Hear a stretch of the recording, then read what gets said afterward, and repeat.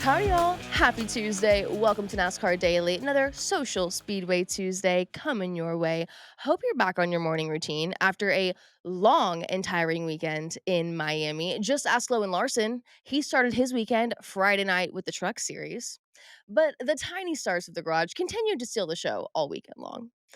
Baby Bex Wallace was watching his dad, Bubba, having a stellar day on Sunday in the Cup Series. And then on Sunday night, it was baby Jones, David, who was accompanying his dad on his way home from Homestead Miami Speedway.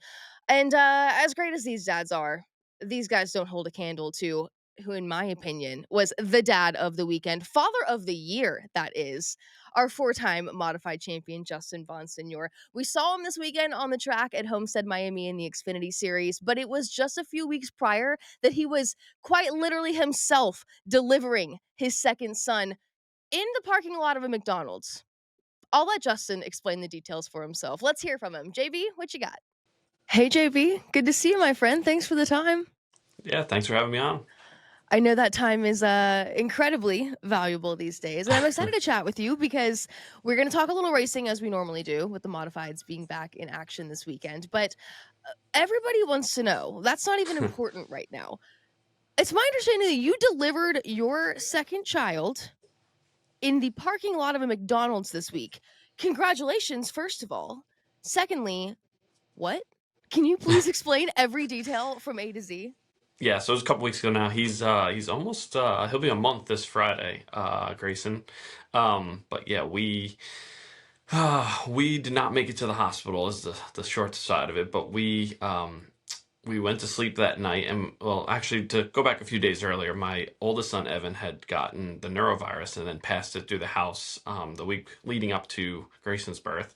And my wife started getting contractions from being so sick and so dehydrated. We didn't really think nothing of it. She was still about a week early on her due date, and she was just trying to do her best to get back feeling better. And it turns out the doctor that told her that it was just dehydration might have been a little wrong, that it was actually Grayson trying to get out. So we went to bed that Thursday night at like 9:30, 10 o'clock, and she was still about 10 plus minutes apart. And every 10 minutes or so, she would kind of make a yelp, and I would wake up, and I was watching the clock, and then as the hours went, I was like, that's not 10 minutes, but I wasn't going to argue with my pregnant wife. And Smart by man. about 1 a.m., by about 1 a.m., I had kind of been like, I gotta wake up. This is not going well. And called my coroner's wife, Janine, Massa, who was going to come and watch Evan for us because my parents and Taylor's parents don't live on Long Island. And she headed over, and she got there right around 2:30. We left 5 minutes later. Didn't even make it a mile down the road, and her water broke. And it's a 30-minute drive, excuse me, to our hospital that we were going to. So we were not following all the traffic laws, going as fast but as safe as we could at 2:30 in the morning. And we got to this wooded area on a 2-lane road, and she's screaming at me to pull over. She's not going to make it. And I just, was being ignorant and thought that she was just being a little dramatic. And she reiterated she was not. So I called 911, and she's still screaming at me to pull over. I was not going to pull over in the wooded area. I knew there was a well-lit road we were coming up on, and decided, let's pull into the McDonald's. 911 will know exactly where this McDonald's is. This will be way easier. Pulled in there, and from the moment I called 911 to the moment Taylor was holding Grayson, it was 45 seconds. Yes, it was extremely fast, and we were still about a mile, maybe a little less than a mile away from when I called. So, ran around to the passenger side, got everything going. The operator was like, "Can you see the baby's head?" I looked. I said yes. They go, "Okay, you're gonna." And before she could say anything else, I was holding Grayson, handed him to Taylor, who was still sitting in the passenger seat. And the scariest part was they asked, "Is he breathing?" And he wasn't crying. He wasn't really making any noise. So Taylor started rubbing his back, and he finally let out a quick cry. And then we knew everything was going to be great. About a minute or two later, the officer showed up, and then I think it was maybe another 2 or 3 minutes, EMS and ambulance showed up, and another officer, and they took over from there, which was great. So, but technically, Taylor and I did deliver him. It was just us and the 911 operator. My one of my crew guys, Joe, his wife's a cop and was able to get us the transcript from the officer. It was only 4 minutes, and it was just crazy the timeline of when the baby actually came out second by second. It was an amazing experience, something I hope I never have to do again, but really cool. And it's something that, you don't know people that know people that even know people that have ever gone through this. So really, really wild, but everybody's doing well. Everybody's healthy. Just everybody's lacking a little sleep still, but we're all healthy, and it's just a crazy, great story that we could tell for the rest of our lives. Crazy great is an understatement in describing that story, Justin. That's insane.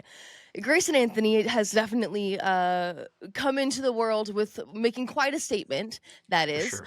how's your wife Taylor doing after She's all of the madness? Yeah, she's doing great. She was like a celebrity when we got to the emergency room entrance. The ambulance pulled up and it was all glass windows, and there was like 50 plus employees just waiting for us because it was the middle of the night. There probably wasn't a lot going on, and she's doing well. We got out of the hospital about 36 hours later, and she's been home since.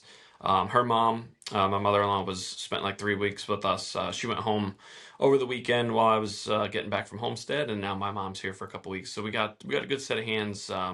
For at least 4 or 5 weeks to help us get back settled in, and helping us with Evan while I'm at work, and racing, and still a lot going on in our lives. So really grateful for everybody to be healthy, and grateful for my mom and for my mother-in-law Sheila to be helping us throughout this process. And yeah, we're just trying to find that new normal now of 2 kids.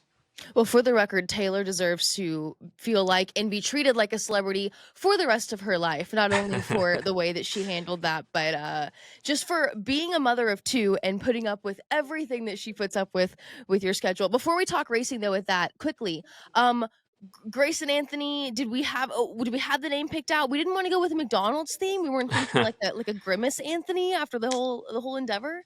Yeah, so Grayson was already picked out, and Anthony is my dad's middle name. So yeah, it was all already predetermined. We did stick with Big Mac is going to be his nickname. We hope there was a couple other ones, Ronald and Big some Mac, and there was some really bad ones, but we thought Big Mac was fine. We actually call Evan, our oldest, is he's a fairly small kid for his age. He's always been, and we call him Big E is kind of the joke. So now we got Big E and Big Mac. That couldn't be more perfect. And to bring this entire thing full circle, you've actually been to this McDonald's, right? Before, correct? Yeah, so on the way home from the hospital with Evan, it was late at night. It was like 9, 10 o'clock, and we were like, the only thing open is going to be the McDonald's, and we actually stopped at that McDonald's in the drive-through. And the funny part, we were in the drive-through, and the guy's, he's like, "You have a bracelet on. Were you in the hospital?" And I was like, I rolled the window down. I was like, "Yeah, we just delivered. We had our baby." So, yeah, we have a big connection to McDonald's. Just with all the traveling we do, we always stop there on the way home. It's usually the only place open when you're getting back from a midnight race, up in the New England area. So we probably more McDonald's than we should, but it's just funny how everything came full circle. That one in particular, you guys need your own booth or something, a plaque Yeah. on it that says Bonsignor family. Yeah. A family of four now. It's the perfect size for a Yes, booth. Look at that. that's exactly. Well, looking ahead to this weekend, because the grind quite literally never stops for you. Delivering a baby, then we saw you make your third Xfinity Series start this past weekend at Homestead. Now back in the modified this weekend at one of your best tracks. You have your second on the all-time wins on the all-time wins list there at Thompson, 14 overall. So going into this weekend, the confidence has to be high. No, how do you prepare for Thompson?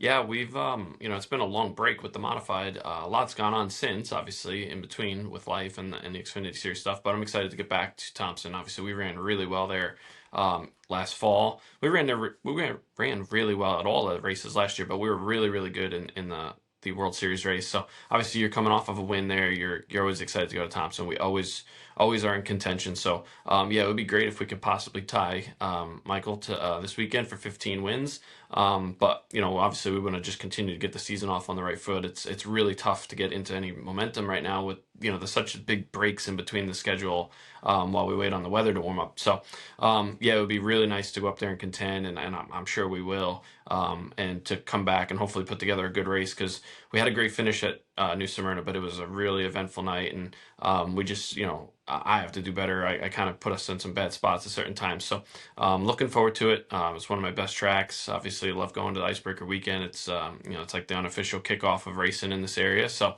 hoping to put together a good day, and I know Ryan Stone will bring a fast car, and we'll have a shot at the end.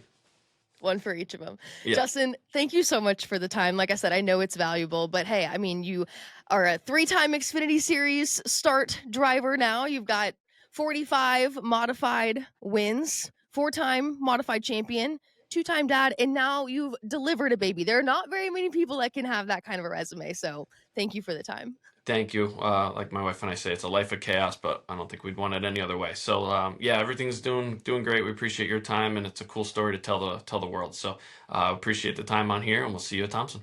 Yeah, good luck this weekend. I'll see you up there. Thank you. I have no doubt in my mind that we will see baby Big Mac in victory lane sooner than later. Of course, with his dad, but maybe for himself. You never know. Careful, Justin. They grow up faster than you think. Well, that's all I got for y'all this week for Social Speedway Tuesday. Shannon will be back here hanging out with y'all tomorrow. So be sure to tune in to NASCAR Daily on all podcast platforms, NASCAR's YouTube page, or even on the NASCAR channel on Tubi. That's it for me. I'll see y'all next week. Have a great Tuesday. Bye.